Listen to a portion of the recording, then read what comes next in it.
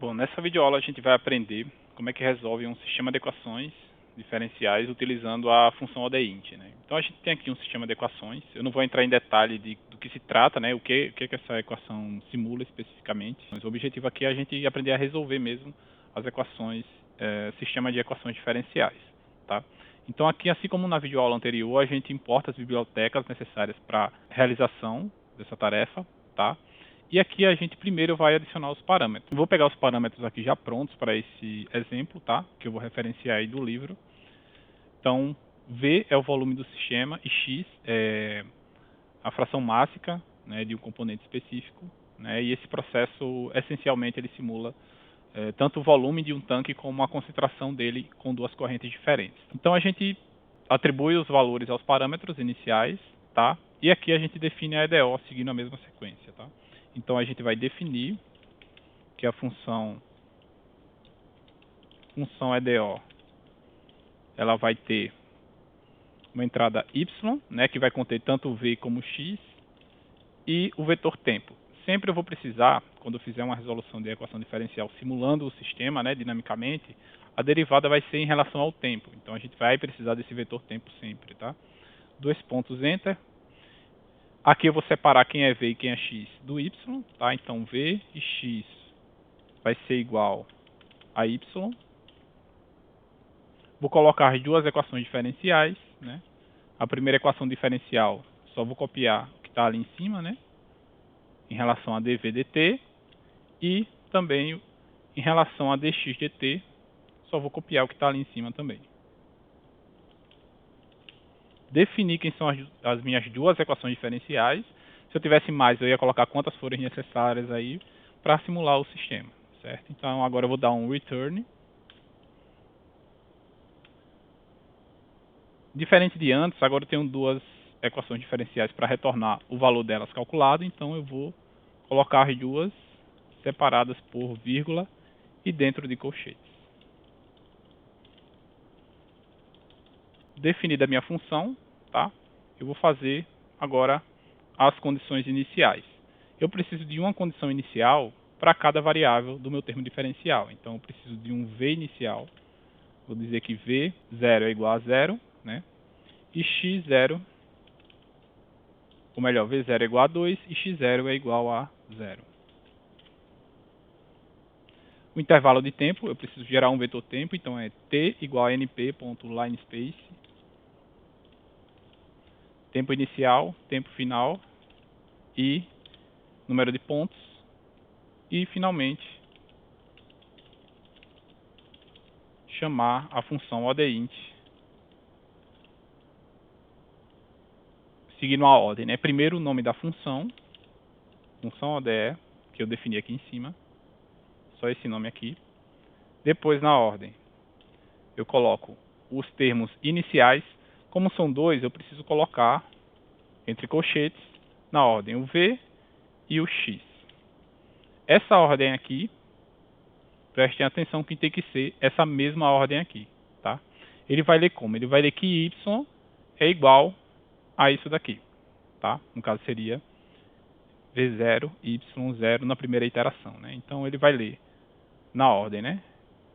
Como sendo v0 e x0, assim como está aqui. Depois eu coloco o vetor tempo e com isso eu consigo simular minha função, tá? Eu coloquei função ODE, ele está dizendo que não está definida essa função porque eu errei o nome dela, né? Função EDO. Pronto, agora ele já reconheceu. Vou rodar desde aqui de cima, ó, do import. Importar as bibliotecas, definir os parâmetros, definir a função e simular o sistema. Eu simulei o sistema, eu já tenho minha solução, tá? Se eu colocar aqui para imprimir só a solução, ele vai me dar uma matriz, onde o primeiro vetor é quem? É o volume. E o segundo vetor é a fração mássica. Só que eu não quero os dados dessa forma, eu quero plotar os dados.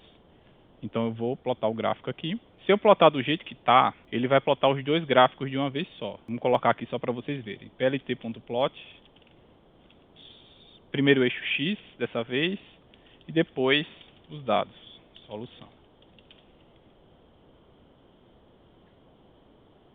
Olha o que ele fez. Ele plotou duas curvas porque ele tem dois vetores ao longo do tempo, do vetor tempo, tá? Só que eu não quero isso, eu quero separar esses dois vetores. Então, primeiro, eu separar os dados. Então, para o vetor de volume, vou chamar ele de volume vetor, é igual a solução, abre e fecha colchetes. Eu quero todas as linhas da primeira coluna, e para o vetor da variável x, eu quero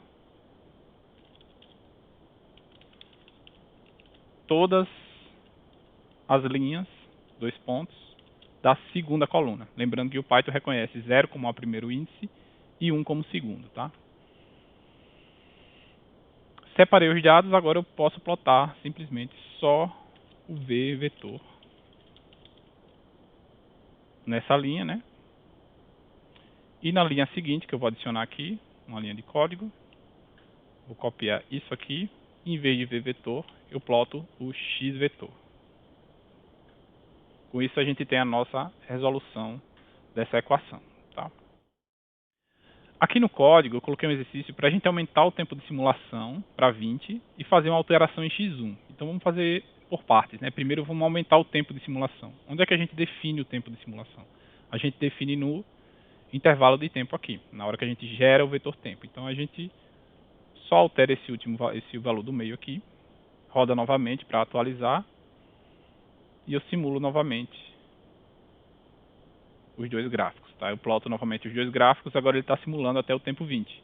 Vamos fazer alguma alteração agora em x1. Ele não especificou o tempo, mas vamos colocar uma alteração aqui no tempo igual a 12, tá? Então quando o tempo for maior ou igual a 12, ele vai mudar o valor de x1, tá? Para isso, assim como na aula passada, né, a gente vai ter que adicionar x1 como argumento. Então eu vou adicionar aqui uma variável parâmetro.